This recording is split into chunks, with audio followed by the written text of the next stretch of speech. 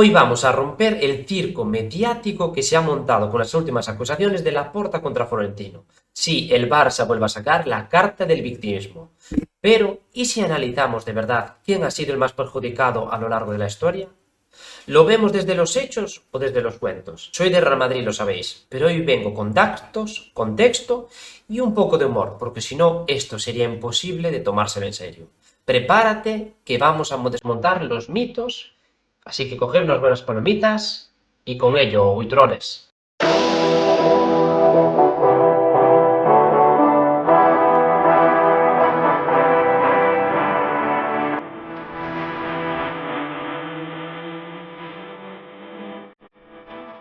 Laporta afirma que Florentino mueve hilos, manipula instituciones, controla la liga, controla la prensa y controla la ref. Como si Florentino fuese Thanos con las gemas de infinito, ¿no?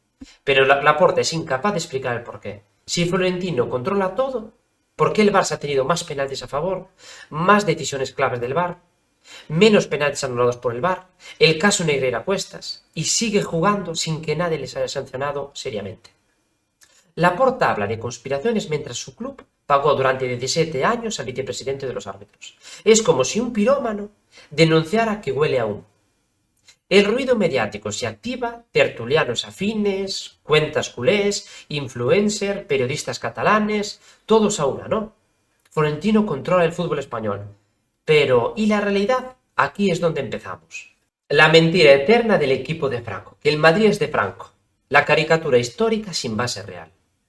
Los datos reales es que Franco boicoteó al Madrid en sus inicios, impidió estadios, favoreció al Atlético Aviación y qué casualidad que el Barça en la época de Franco ganó muchas más copas del generalismo que el Real Madrid. El propio Franco intervino en el fichaje de Di Stéfano para intentar impedir la operación con el Madrid y aún así se inventa la historia contraria. Si el Madrid hubiera sido el equipo de Franco, Franco habría sido el primero en comprar camisetas, no como las de otros clubes.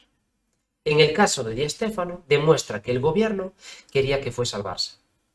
Y entre el 90 y el 2025, el dominio arbitral del Barça, que está estudiadísimo, es muy superior a los rivales. Presión política catalana, medios afines. El Barça es el club más beneficiado como el Barça según múltiples análisis independientes. El Real Madrid recibe más expulsiones dudosas contra los rivales directos, penaltis no pitados, jugadas anuladas de gol. Qué casualidad, ¿no? El famoso semiautomático del frame. Si el Madrid controlara a los árbitros, nosotros habríamos pedido el reembolso. La percepción del poder del Madrid, yo creo que sí que tiene poder. Tiene impacto económico y mediático. Pero eso genera envidia, no genera decisiones arbitrales a favor. El Madrid por tamaño siempre va a ser señalado. Y cuando el enemigo te señala, yo creo que algo estás haciendo bien. El problema del Barça, que muestra la cultura con la política, con el fútbol. Y se presenta siempre como víctima del centralismo español. Pero tiene medios propios, instituciones catalanas atrás, apoyo político constante y narrativas mediáticas construidas desde TV3. El Barça es el único club que, siendo multimillonario, actúa como si estuvieran pidiendo la puerta del súper. Hablan siempre de expulsiones históricas, como la de Araujo, ¿no? Que hubo contra el Paris Saint-Germain, que dudaron si era expulsión, el otro día contra el Chelsea, muchas portadas de periódicos como Mundo Deportivo y Sport señalaban que podía ser dudosa, expulsión dudosa en vuestro mundo de Narnia. Las polémicas claras que hubo en el mundo, o en Europa, fue las de Champions, y fue la de Obrevo en el 2009, que hubo 4 o 5 jugadas dudosas, 2 años antes al Arsenal con la expulsión de Van Persie, la remontada en 2017 contra el Paris Saint-Germain, que hubo también la sachada de Marcherano a Di María cuando estaba solo contra el portero, los 2 piscinazos de Neymar y Suárez sin tocar el jugador, Roma, Liverpool, pero casi todas las polémicas gordas, pero las que dicen gordas de 3-4 jugadas a favor, siempre os favorece. La historia del Barça y que mucha gente conduce a la era Guardiola. Y la era Guardiola va a estar siempre rodeada por Villar, Negreira y vuestro presidente Jan, que le cuadriplicó el sueldo al que mandaban los árbitros. Eso es un argumento definitivo. Fueron 8,4 millones al que coordinaba los árbitros. 17 años que vuestro presidente habla de 30. Pago sin explicación. Van 3 años, ¿eh? Tic-tac y seguís sin dar nada de información. Todo pero y señalando otras cosas. Informes fantasmas que os están pidiendo actualmente, ¿eh? Y estáis estirando la manta a ver si cuela. Y cambios arbitrales que, oh sorpresa, coinciden siempre con los que beneficiaban al Barça. No sé quién es la víctima, pero desde luego el único que pagó a los árbitros fue el Barça.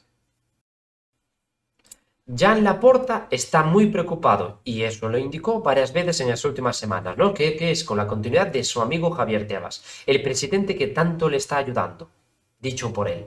Es el enemigo público del Madrid, idolatrado en Barcelona porque siempre carga contra Florentino y manipula la opinión desde la Liga Española. Y ahora tuvo una cosita, ¿no? Que el Tribunal Supremo le dio la razón a Real Madrid y le tiene que abonar a equipos de segunda división en torno a 78-79 millones de euros y 8,8 a Real Madrid. El pobre está que no caga. Y claro, ahora dudan de su continuidad y ya la porta jodido. Después Luis Rubiales, lo recordáis, ¿no? Reconocido por tener una relación cercana con clubes catalanes. Y mensajerías con Gerard Piqué, interna donde se veía la antipatía hacia el Madrid. Los medios los tenéis comprados. TV3, Sport, Mundo Deportivo, generan relato de víctima. Y ya se marca, intentan equilibrio, pero muchas veces se pliegan. Donde también son los reyes el Barça es en redes sociales. Cuentas culés que fabrican clips cortados, estadísticas manipuladas, vídeos editados y se viraliza todo. Hoy puedes hacer creer a la gente que la Tierra es plana. Imagínate decirle que el Barça es la víctima. Que llevaron pagando más de 30 años a un vicepresidente de un árbitro, que era el que decidía con los árbitros que subían y bajaban. Imagínate que tú le dices que hay, pues ponle, 5 o 6 presidentes que pasaron dirigentes en torno a 200, que fueron timados, que fueron engañados, pagando 8,4 millones, que no era pagar 100 euros, ni 10.000 pesetas como era de aquella, era pagar 8,4 millones y que fueron timados, y que después el presidente con más éxitos deportivos le cuadriplicó el sueldo. Y justo cuadró, justo casualidad, que fue la mejor etapa del Barça, y que las estadísticas le favorecían más que a nadie. 65, ¿no? Eran expulsiones a favor a -2 del Madrid. Con eso creo que queda toda la sala callada. La síntesis. El Madrid recibe ataques constantes y un relato construido en su contra desde hace décadas. El Barça es el único implicado en un caso de corrupción arbitral. Las decisiones claves benefician más al Barça que al Madrid, según datos del VAR y análisis arbitrales neutrales. Y el ruido se crea para ocultar lo evidente. El Barça necesita ser víctima para no hablar de su propia corrupción. Ni el Madrid es perfecto. Yo no quiero decir que nuestro club sea perfecto. Ni el Barça es el demonio absoluto. Pero la gente debe aprender a separar el relato de la realidad. Las narrativas de victimización no son sobre justicia.